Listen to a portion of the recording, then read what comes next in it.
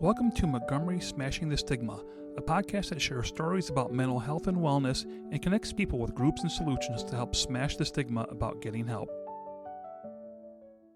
Hi everyone, I'm Amy Frederick and you're listening to the Montgomery Smashing the Stigma podcast. Connie Gaylor, Executive Assistant, is joining me on this episode. She's part of the city's mental health team. We are grateful to everyone who attended our 4-panel discussion on suicide, signs, symptoms, and treatment in August. We wanted to invite our panelists back and expand our conversations. In this episode, we welcome 2 police officers for a conversation about understanding the mental health and well-being needs of our first responders. We want to take a moment to warn our listeners. This episode contains a graphic conversation about suicide that is intended for a mature audience. Some material may be traumatizing to some audiences. We welcome Cincinnati Police Sergeant Don Scalf. Don has been a Cincinnati police officer for 25 years. Don is assigned to the Officer Wellness Unit. Our other guest is Montgomery Police Officer Rasheed Kassem. Rasheed has been in law enforcement for 18 years, nearly 2 years here in Montgomery. He also serves as a wellness coordinator with Hamilton County Police Association Peer Support. We want to start with you, Don. During our 4-panel presentation, you shared a very personal, very raw side of yourself. We would like to play that recording. You're probably wondering why there's a chubby guy up here with a dog talking to you. This is Stella. She is the new therapy dog for the Cincinnati Police Department. We've had her for about 4 months. Since we've had her, we've probably gotten over 7 officers to find some type of treatment or to go somewhere else. So she's doing a great job. She's just laying there right now. And you probably, the one question I get asked is, why did you get to do this? So my story starts back in 1999. I was a brand new police officer. I was 25 years old. Was working 3rd shift. Really hadn't figured out that portion of life yet. Driving home from work on Thanksgiving, I fell asleep at the wheel and killed a man. I sought no treatment. I went through everything. I got to keep my job. And then I did this job that I love for 20 more years. But I'd never dealt with that first incident. Our job is very graphic. I see kids in the room, so I'm going to try to be as polite as humanly possible. But we see things that people shouldn't see. We see child deaths. We see motorcycle accidents. We see all this stuff, and we just expect we're tough enough. Suck it up, buttercup, you're fine. And for 20 years, I was fine. I got angry. I got mad over silly stuff. But I saw nothing wrong with that, you know. Go home, sit there and watch TV, don't talk to anybody. I had a bad day, leave me alone. So in 2020, we had that awesome year. And I probably started going downhill at the beginning of it and didn't realize it.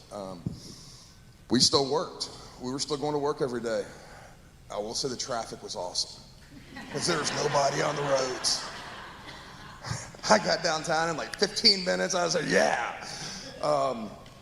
But we still worked. And at that time, I had, I'm going to keep looking at this because I like to say this. I'm going to go back just slightly.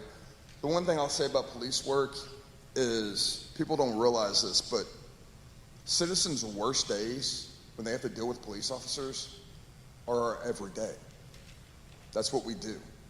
So if you had an accident, that's probably a pretty bad day for you for that month. I'm going to do 5 accidents today. If somebody in your family gets shot or something like that, that's an awful day. In Cincinnati, we go on 3 or 4 shootings a week. So for a police officer, people's worst days are every day. So I like to say that just so you can kind of get a picture of what we dealt with, or what we deal with. So back in 2020, like I said, I was probably going down a little downhill, but we were still working.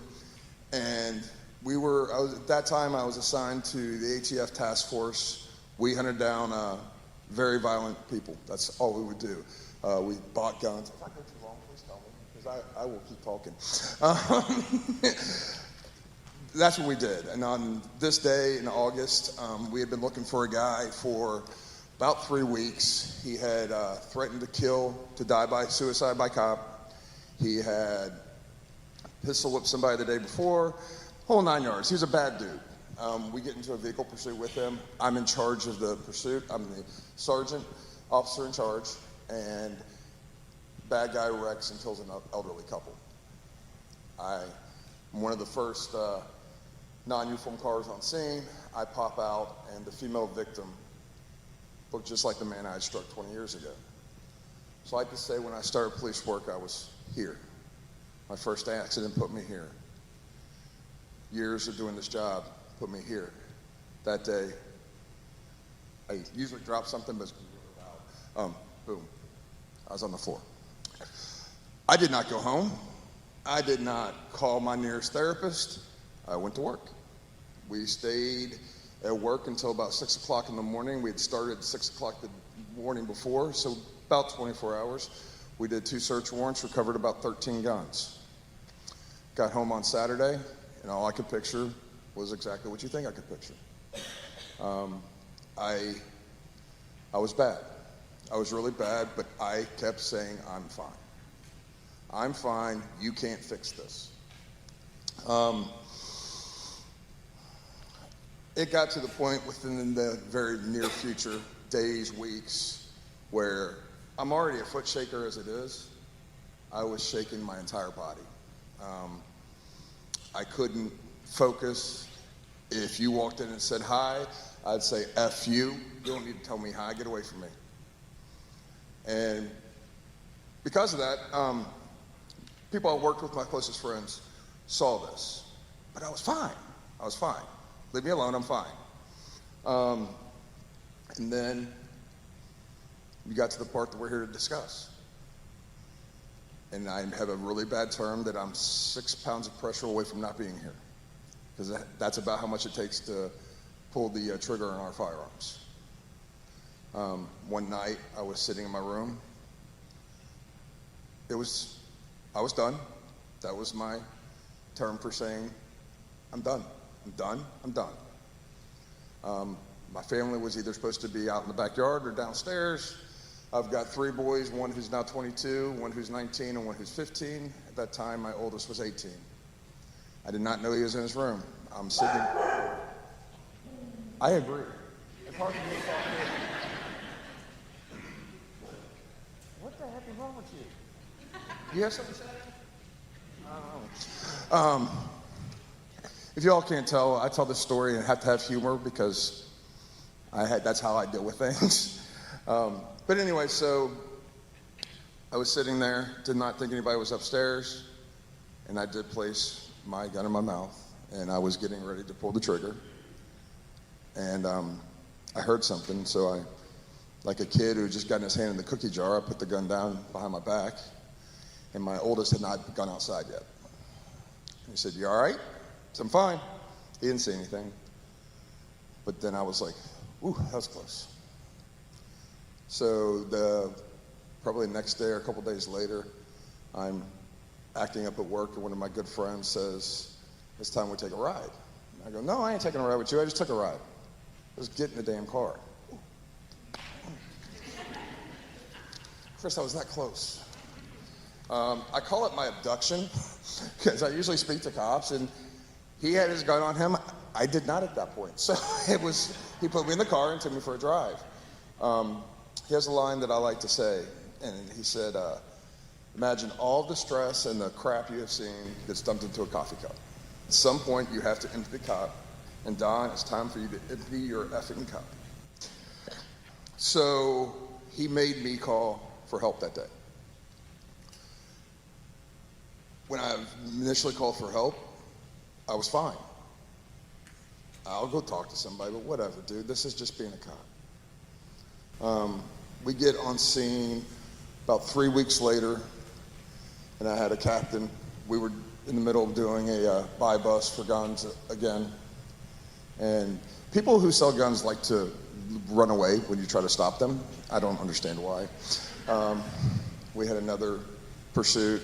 This time, we had everything set up, and they didn't hurt anybody, but they did wreck. And I came across the corner onto Queen City Avenue and see nothing but cars. And I was done. I couldn't walk. I was shaking. I had people holding on to me saying, "Dude, what is wrong with you?" That was on a Friday. On Monday, I got my power suspended, and I got, for the most part, put on a month leave. And I'd go see my therapist, and it was hard. It was a lot of work. Now, I tell all that nasty, goofy stuff to tell the good parts, and that I'm still sitting here, and I'm here to talk to you guys now, and that as dark as I got, it's fixable. You can go to therapy. It's not a bad word. I'm going to have a little bad words here, but I'm from the school. I'm 50 years old. I'm from the school of suck it up, buttercup. I ain't no B, and I ain't no female other part. So the first time I saw my therapist, she said, "Why are you here?" And I said, "I'm not sure, because I ain't no B, I ain't no other part." And she said, "Well, let me inform you of something. A B is a female dog. The other part is what it's really called. And just because it's female doesn't make it weak." Now that's getting smacked in the face right there. That's like, ooh, you got me. So, and that's the fact. And that's why I'm here now. Because it's not weak to get help. To be perfectly honest with you, it took a hell of a lot more strength for me to say, to walk into those rooms and talk about all the darkness in my life than it did for me to say, "I'm fine, somebody hand me a damn beer." Don, that's a powerful story that you've shared with us on that evening on the 29th. Let's bring in Rasheed to our conversation. Hello, I'm Rasheed Kassem. I'm a police officer with the City of Montgomery. I'm also a peer support member with the Hamilton County Police Association, and met Don through assisting first responders and also trainings probably over the last year or so. And we present at different trainings and also attend a lot of the same stuff because it's kind of all in the same network. So how did the two of you meet? What drew the two of you together? So we were at so it's kind of an odd story. One of my old partners who was with me when I was going through my tough times is actually Rasheed's wife's best friend. And so when the first time we were talking about doing these type of things and doing these trainings, somebody said it was Rasheed, and I'm like, wait a minute, I think I know that guy. So I called him up on the phone, we started talking, and we really clicked. We're kind of similar individuals. We've been on similar amount of time, so we've really clicked. And when we do our trainings together, we have a give and take that we do well. Yeah, and nice flow. usually it's with law enforcement or first responder personnel, so we don't have to worry about earmuffs for anybody. And, we're just pretty honest and tell our story that way. So tell me about the presentations that you do. What are those like? So it's CIT training. That's what we've been doing. The critical intervention team, Yeah. or crisis intervention team, sorry. And we're really there to really plug the peer support programs, especially for the HCPA, and just let people know what a peer support is supposed to be, which is exactly what it says. In law enforcement, we don't like to talk to doctors. We may first grab someone that we know has been through something, and I think that's where I get a lot of people who talk to me, because my story, like I said earlier, it was very public. Everybody knew what I went through, so now they come to me, and that's why we speak together. That's why we're trying to put those programs out there and teach the people in the CIT trainings exactly what it's about, and you're recruiting a little bit for the HCPA team as well. Yeah. With the first responder group, we're a guarded bunch because everyone expects us to have our stuff together and be the ones to solve everybody's problems. And a lot of us still think that we can't have problems ourselves, because if we can't take care of ourselves, we can't take care of everyone else. So we just put it out there saying that if you feel like you have to be perfect and you feel like you don't have problems, well, you're probably sadly mistaken, because all of us in some way probably are dealing with something. And we just want to make it aware, other than the trainings, make it acceptable for people to come forward and get help that they need. Another thing that you kind of touched on there is we're cops. We're in the helping business. That's what we think we do. We're here to fix things. We're not here to have somebody else fix them. So it makes it very difficult for us to go get help when we need it, because that's our job. You can't help me. You can't fix this. You can't fix stupid. I'm stupid. I mean, that's the way we kind of look at it. And so when we go to these trainings, we have to tell cops, you may need help. I speak to our recruits as well. I speak whenever somebody will listen to me, which is, I'll talk a lot. But so that's why we do what we do with those trainings.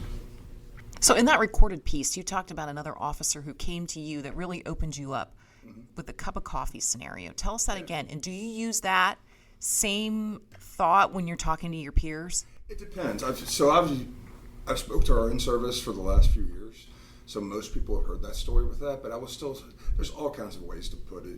It's your coffee cup's full, and what it is when I was at a really bad time, and Joe did not know this, and that it was actually right after I tried to got stopped from committing suicide, and he didn't know all of that, but he knew I was bad off, and he said, Don, imagine everything you deal with is that coffee cup, and when you're spilling it over, I add to that, imagine you have a computer right there, and if your cup's spilling over, you're screwing everything else around it on your computer, on the floor, and if it starts spilling, it's going to start entering other parts of your life and other people's lives. And then when you put that on, wow, I'm affecting other people, makes it a little different. One of the reasons that Joe got to me is he looked at me and said, I don't trust you right now. And to be a police officer, somebody said they don't trust you, even made my throat just there. I kind of got a frog in my throat saying that. And that's really hard. Yeah, I would compare that the coffee example to everyone's probably flown or have heard of the example where that air mask falls from the ceiling. And if you're not putting your own mask on first and taking care of yourself, then you can't take care of the people around you. So I would put that on a similar example of peer support, where if you're not taking care of yourself and you know that you need help, well, you can't expect yourself or anybody can't expect you to take care of the people around you. So you got to put that mask on. And I would kind of put the example of an air mask in an airplane the same as you taking care of yourself mentally. If somebody comes to you, a peer that comes to you, another officer, what's the first thing that you say to them? Somebody might say, hey, Sarge, you got a second? What's up? And it could be, I usually just say, what's up? What do you need? And then I let them talk. Because if I say, what's wrong with you? What do you need? It's more, what's up? Because we're having a conversation. I'm not a therapist. I'm a guy who has learned from his mistakes. Not all of my mistakes I've learned from, but for most of them. But so I've been there. I'm a colleague to them. When they start telling me what's going on in their life, that might be where I get other avenues involved. Since we've had Stella, we've had 7 people seek some type of professional treatment outside of us, and that is what this is about. We are trying to get rid of that stigma that if I'm going to talk to somebody that I'm weak and all of that, because you're not.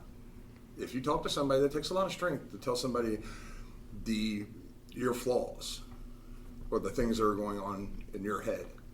So the first thing I would say to somebody is just, what's up? What do you need? I had one who had just had a really bad run the night before. All they needed was to talk to me for 30 minutes. They got done, said thank you. This was exactly what I needed. Nothing else, nothing more. Just needed to get it off their chest.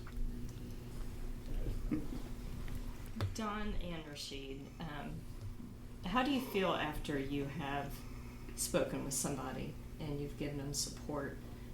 Does it re-energize you? Is it hard to hear? Does it ever trigger anything with you?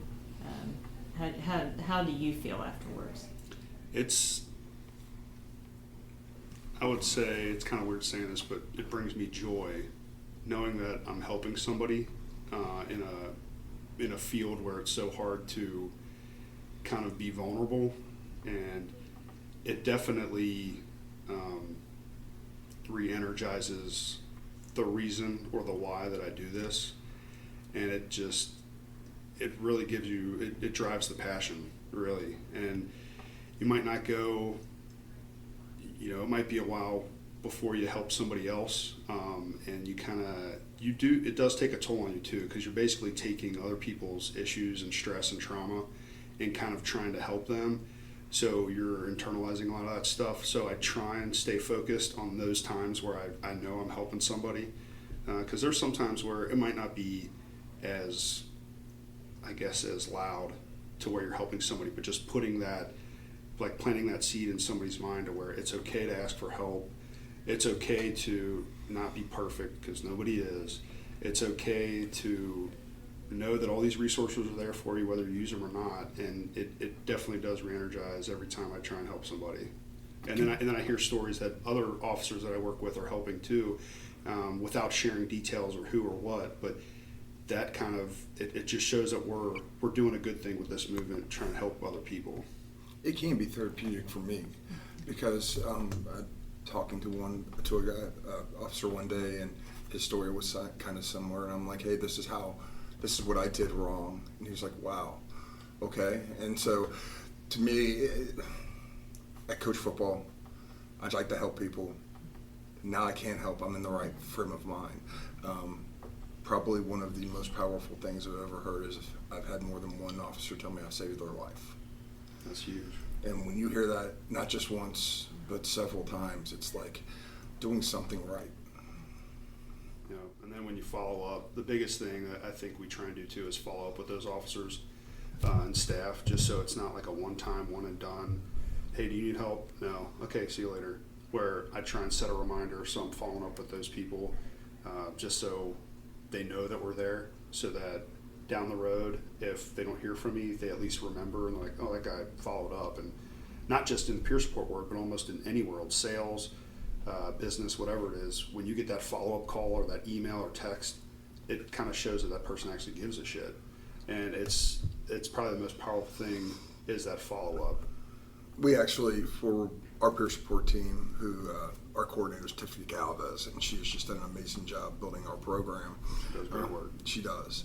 But she puts it in there, if you're assigned somebody from, say, a critical incident, she puts in there, okay, I need you to make contact this week, and then about 6 weeks, make sure you make contact again. The year marks, anniversaries in mental health, I'm sure, as you're aware, are big deals. Like, I always know when all of my bad things happen. So those are big deals. So if you're reaching out, not the day of, but like the month that somebody had a critical incident, saying, hey, I know it's getting about a year, are you okay? That's the keys. We can't just drop the ball and say, oh, I helped you, see you later, bye-bye now. It's a long process. Mm-hmm. You said, it can be very, very heavy. When you hear some of the things that cops do, it's very difficult, and we do have to watch ourselves, because I will try to internalize that when I can't. I just can't allow it to happen. And there are days where I'm like, it'd be so much easier to say somebody, hand me a beer. And I still have my beer every now and then. But you got to be careful. You just got to be careful. Yeah, and another thing is if you're doing the peer support thing right, if you've done this for a little bit, you realize that we need to check on each other. Like the peers need to be checked on by peers. So we try and be mindful of that. So if I know, whether it's Don or Chris or Allie or Tiffany, if I feel that maybe the communication's a little bit off, I try and catch up with them or just check on them, like, hey, everything going good? Because it's easy to get burnt out with this stuff. I mean, it was a few weeks ago where I'm just like, you know what, there's a lot. But you can't tell when things are going to happen. In this business, you can't plan a lot of this stuff with the peer support. So you almost kind of just got to learn how to cope versus you can't really plan your day around, oh, critical incident happened today. I got to clear lunch. But it doesn't happen that way, where it doesn't matter what your schedule is. And that's why we have to lean on each other. Mm-hmm. I have no problem coming to the city of Montgomery to help Sheet out, and he has no problem to come to Cincinnati to help me out. We use our fire, Joe Elliott with the fire department is a big deal for us, the county. I have assisted the county on more than one occasion on something like this. And, I mean, we have to be a close-knit group, and it really helps that we are friends. But even if we weren't, we still would have to help each other out, because you can't do this work and not. This is a village raising the family, the whole thing. It really is. Yeah.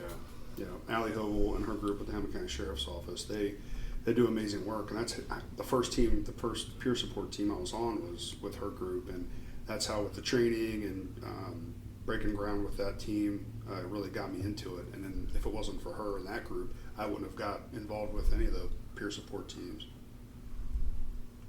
What's the most common thing you hear from your peers? It's really all over the place. From a critical incident, we're usually pretty decent at handling those. If you did a survey of 100 police officers, probably 75% would say admin stuff from their department. Especially a department that's a little bigger. Usually cops kind of feel like, so cops, and I like to say this, we see people on their worst day. That's our every day. If you get in an accident, that's a bad day for you. If somebody gets beat, that's a bad day for you. If somebody steals your wallet, that's a bad day for you. We deal with that every day. So we become cynical. So then we don't trust anything. And I think the common thing that I see is we just don't trust. Mm-hmm. And if we're not trusting, it's hard to help anything. Yeah, there's good and bad when it comes to what we hear from peers. When I was first getting into this, I remember an officer called me the psych police. And I was like, what? So I didn't know what he meant by that, but just moving forward, it's like, I guess it was a good thing because we're in the headspace, we're dealing with mental health all the time, but it kind of went back to that stigma or that negative connotation where officers are worried about coming forward because they're worried about their gun getting taken. Probably the biggest thing is, well, I can't say that I have a problem, or I can't say that I feel like harming myself, or I can't say certain things because my administration, back to your point, is going to take my gun. So, and then can't do our job or be out of a job. So that has changed slowly, but it is changing, and I think changing for the better. It's just Absolutely. It's a slow process, but it's definitely something that's like as we're getting out there talking and just being in front of people, I think it's definitely helping. One of the things I like to tell people, or that I remind people, is I did this the wrong way. I had the break. You don't have to have the break. I lost my gun for over a year. I knew there was something wrong with me before I actually went completely down. And if I would have had somebody that really understood that and would speak to me and tell me, back then I didn't listen, so I didn't do it. We're doing it, so 4 years ago, and if you've ever heard Officer Chris Perry with Amberley Village speak, he talks about a survey that we did for the city, Cincinnati Police Department, and it's just kind of a mental health check. He took it honestly, and they determined he was at high risk. He got into help the next day, and he says it saved his life. Now, I took that test, that survey the exact same time he did. I lied my butt off, got satisfactory. 6 months later, I have my break, and I lose my gun for a year. So I did it the wrong way. And that's what I like. I've made mistakes, so I can try to help cops not make those same mistakes. Yeah, that's big. And that's another reason, going back to getting that energy from what we do and being out there in front of people, and even while we're presenting, it's just a mandatory training because their department's sending them through the CIT training. It's a 40-hour training that all officers are going to be taking, and they put the officer wellness component in there because from the mental health space, they know that this is huge, and cops want to talk to other cops. But back to what peers are saying is, I would probably say I've never heard anything negative about me reaching out to somebody to check on them, which just shows how important this is. And it could be a run that they go on a couple times a month, or that big run that maybe they only go on once in their career, but to make sure to reach out to every single person that was involved in that and just say, hey, this might not be a big deal to you. It could be. It might not be a big deal today, but it could be a big deal in a month or two. We're here. Call me. Here's my number. It's okay not to be okay, but we got to get you right. And that's probably the biggest thing that that keeps us going. And I think it's also putting your money where your mouth is. Yeah. I tell these guys to reach out to me, so I go to the roll calls and reach out to them. If there's a critical incident, I try to go to it when possible. If there's something that's happening, I try to put my face out there, because if I tell you to reach out to me, you need to know I'm available for you to reach out to. Mm-hmm. So, yeah, agreed. Do you feel like that law enforcement as a whole is starting to change? I mean, I know it's a focus here at the city of Montgomery, and it is at Cincinnati, but do you feel like nationwide as a whole that the administrative side of police work is embracing peer support, that they're seeing the importance of it and welcoming it? So yes, it is. I believe it's got a much bigger foothold than it did when Rasheed and I started. Part of that is 2020, and the younger generation really embraces mental health a heck of a lot more than my generation did. The thing is, though, yes, we are embracing it, but we still need more. It's really slow right now. Not slow, but we're at the infancy, whatever that word is. Sorry, I don't speak well. We are at the very beginning of this, and we do have a really long road to go. But I would say that I do think that, for the most part, across the country, the trend is to support wellness more than they have in the past. Yeah, a prime example of that is all the input of where peer support and officer wellness is. We just started doing the trainings with CIT. I think it was last year. Cincinnati does it through Mental Health of America, and that group makes sure that we are at the advanced training and the basic 40-hour training. I also went through a field training officer course earlier this year, and that is a course basically to help train new officers that get hired by our department. And so they even had an officer wellness peer support segment in that training. And then they also have, with supervisor leadership trainings, they have it in there also, and they do it in the basic academies. So they're incorporating it in the updated, the continued professional training, Yeah, the stuff CPT. the mandated stuff we have to do every year. They do that every year now, and they incorporate the peer support and officer wellness in that too. So in almost any part of anything mandatory that they can get officers, or they can get it in front of officers, they're doing it. And so it shows that they're getting it there, and I think a lot of leaders and administration are buying into it. I say the old heads, or the old and crusties, are the ones you got to worry about. That's me. Well, not you, that's but It was me. But like the crusty officers, the older ones that have that old mentality where it's like, rub some dirt on it, or suck it up and move on, or you show your emotions and be vulnerable. You can't do that. Where it's definitely changing. I know with Cincinnati Police, they had a slow run, and the Hamilton County Sheriff's Office had a slow run, and we're filling it with HCPA. Our peer support team, we're having a slow run to kind of get the word out, and then for the word out to know that officers can reach out and not worry about retaliation or anything from their admin, to where we're just here to help. And for your admin to know that we're here to help you, that shows that your admin's bought in too. So that's big.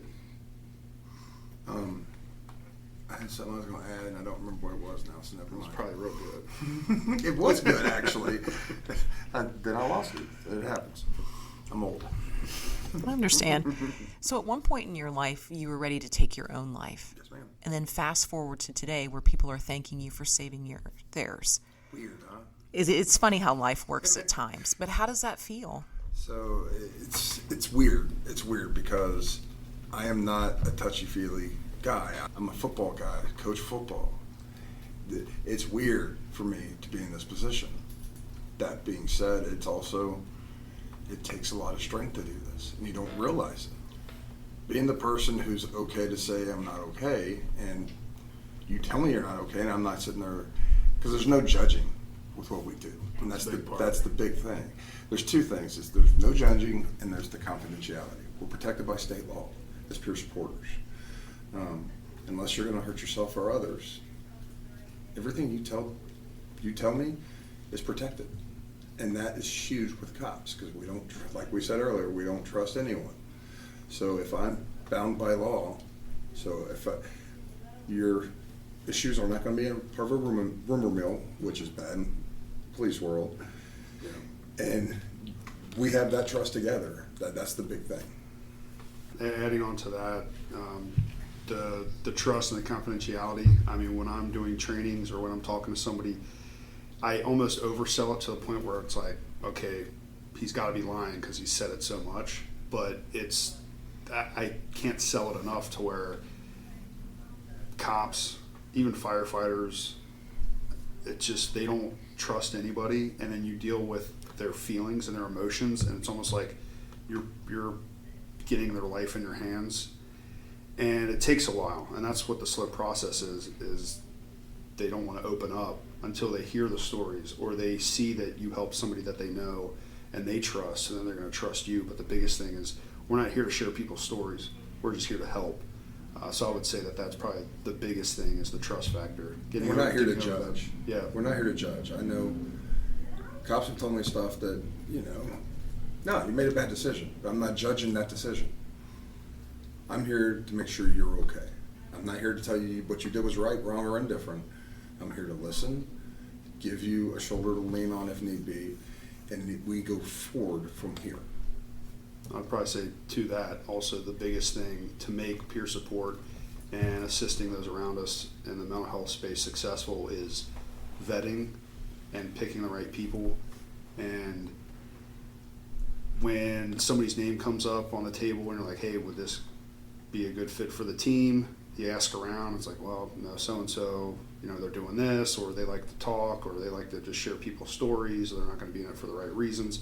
That's probably the biggest thing that makes or breaks a peer support team also, is picking the right people for the team to help.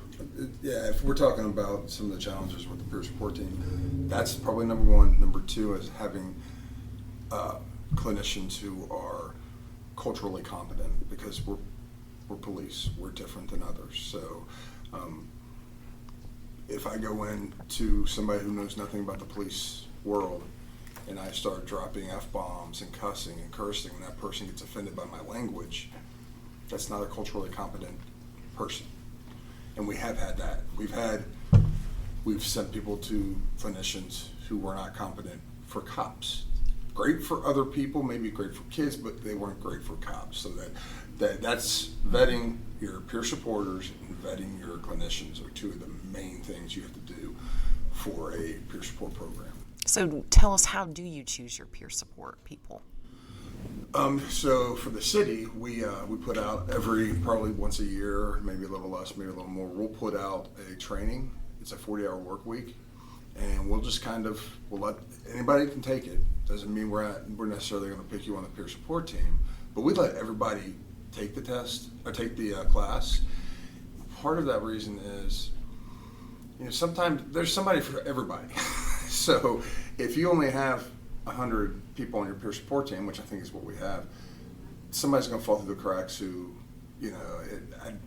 I don't get along with everybody. I'm not a good peer supporter for everybody on the planet. She's not a good peer supporter for everybody on the planet. The more peer supporters you have, they can have quirks. The one thing they have to be is honest and trustworthy. Mm-hmm. And we go by that, and it's pretty much, we know these people, at least for the police department. We know them, so we know who fits that bill. Yeah, same thing with the sheriff's office and the HCPA. Putting out kind of a email blast or something, trying to recruit people, saying, put in for it, these are the qualifications we're looking for, and see who puts in and what are the reasons why they're putting in for it, and then if they're willing to offer some of their life experiences and what they can offer other peers. So like somebody that's been in the military, people that have been in the military talk to other people that have been in the military easier than others because they've gone through different things, trainings, deployments, different stress levels. So that's something that you want to keep a part of the team. Also, females and males, we talk to each other differently. Sometimes males might want to talk to females because of like a motherly bond. Some females, depending on what they're dealing with, don't want to talk to males because of sensitivity issues. Also, religious faiths, having chaplains of different denominations involved. So if somebody's of a certain faith, maybe they're dealing with the faith-based thing, or something that myself or Don can't talk about. So it's pretty tricky, but we have to provide diversity. Yeah, and the reason for that's what he's saying. I mean, and when I say it's everything, we need a little bit of everybody, because you never know who is going to be that person somebody can talk to. Somebody who I might not ever talk to might be the guy that Rasheed talks to. You just don't know.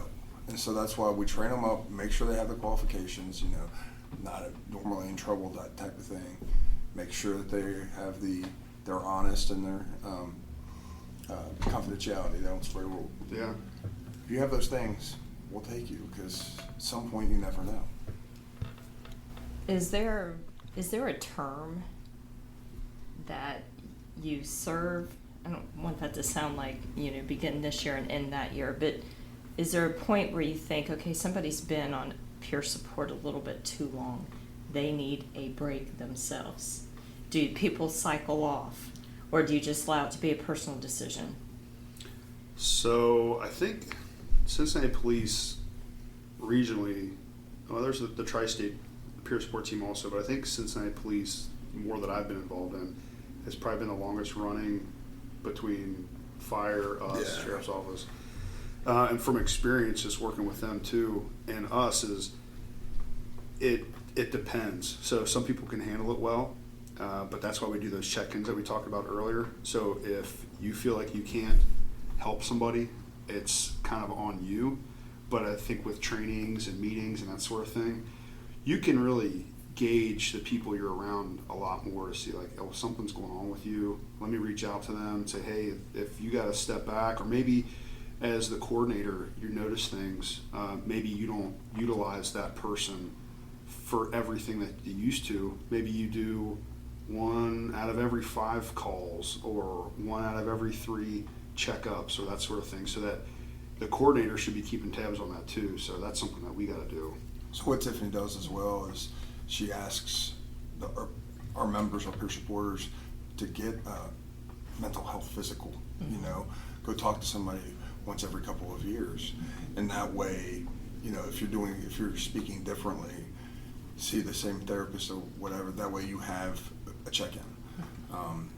But we don't have anything that's set in stone. Tiffany's been working on this program since around 2015. I've been involved since 2020.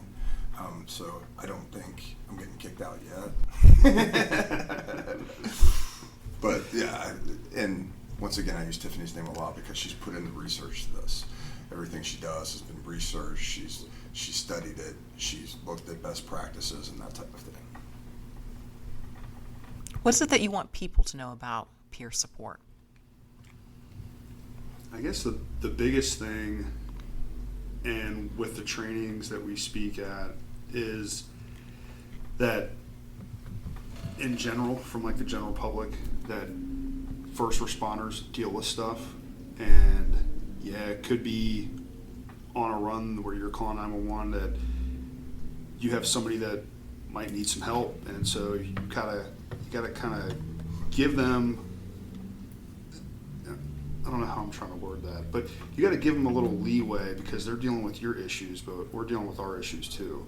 Not saying that they get a pass for anything, but with peer support, this will definitely help that. So this is driving a movement to help first responders, civil service people, to better prepare themselves to keep doing the job that they're doing and to take care of themselves. So that's probably the most important thing I could say, is just we're trying to help all the first responders in the area be better equipped for handling the stress of the job and the stress of everyday life, and move forward so they can keep serving the people.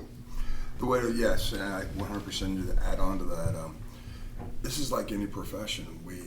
You have bad days. The difference is, if I'm having a bad day, I still may have to get into a critical incident, and you don't want that guy who's worried about all these mental things that's going on with him that then have to make a decision, a life or death decision. And that's from the public standpoint. Supporting these officer wellness programs are making us better cops. Mm-hmm. And that's why earlier you asked about across the country. They have done the studies. Sounds stupid, a happy cop's a good cop. But I mean, if you are in a good place mentally, you are going to do a better job. You're going to be able to handle somebody else's incident without letting it affect you. And so that's the big thing to me. And speaking of the public, officer wellness is making us better cops for them. Yeah, I agree to that. When I started in the peer support space, I was in investigation, so I wasn't dealing with the public as readily or as normal as I am now. But now that I'm a patrol officer, all the trainings, the mental health trainings and the peer support trainings, all that is basically just how to notice there's issues, what to say and what not to say when you're dealing with people when they're dealing with those issues, and then the resources. So the same resources that we give to firefighters and police officers and staff is the same things we can offer to the regular people, the general public. So kind of being more aware of how to deal with people is, we can use it for peers, we can use it for the general public. So it's huge. So it's a good point. So I'm going to ask you both a question. Yours is going to go first, Rasheed. What is it that you love about being a police officer? It's probably the cheesiest answer, but just helping people. From a young age, I think with Cub Scouts, Boy Scouts, getting that instilled in me in volunteering and going above and beyond and being there for people, it kind of transcended into my career. And knowing that I either wanted to be a firefighter or a police officer, thank God I'm not a police or a firefighter. Fire's hot. I keep that stuff away from me. That stuff will burn you. Yeah, but it just worked out with the service of a police officer. I get that same feeling from when I was a Cub Scout, Boy Scout, of just being there to help, no matter what, and putting people in front of you, and it just feels good when you're doing that. And I think that also goes with peer support, just helping people around me, especially the people I work with, because they're there to help the people around them too. So biggest thing is just helping people. So Don, I'm going to pose yours differently. Okay. You went. Answering everything. Yeah, we got to stay on our own paper. You went through a lot by your own admission. So why not just quit? Why not just find a different job? What was it about police work, law enforcement, that kept you with it? So this is the job I've wanted to do since I was a kid. The helping people was part of it. But the thing that I've noticed now is I've always been a team guy. I'm always playing sports or something like that. And having this ability to have one cog help that team go is probably why I wanted to stay, especially once I realized I could help. When I realized if I came back and started doing the peer support and started trying to prevent suicide, that was going to be my role. So I love being a police officer for the same corny reason, to help people, but I've almost turned it into now I'm not just helping everyone, I'm helping those people that are part of my team. And that's the way I like to look at it. It's my team, and we're gonna try to get our team to get through this safely. Yeah, I can speak to that too. It's just Don and I being in the same network, in the same groups, talking to the same people, hearing the people that he touches and helping them, and it's powerful. I mean, you're doing some good work. So it's true exactly to the reason why you say you're doing this, and it switches and it changes, and but all in all, helping people and seeing the amount of people that you're helping it's keeping me going with this too. You're gonna make me all cry. Knock it off. Thank you. So is there anything that you want to talk about that we haven't asked or we've neglected to ask you that you want to tell people? I think from talking to the public, he hit on it before, we're cops, but we're humans, and realize that we do see everybody's worst day. So don't give us a pass, don't do anything like that, but just realize we're all work in progress, just like you are. Yeah, absolutely. Yeah, it's whether first responders, general public, whatever you do for work, it's kind of being a better person, being a good person in general, understanding that we're all dealing with something, and just kind of, I almost think of it this way: if you're not helping, you're hurting. So I try and help whenever I can. And if I'm dealing with something myself, I hope I can realize that, and the people around me definitely probably will also.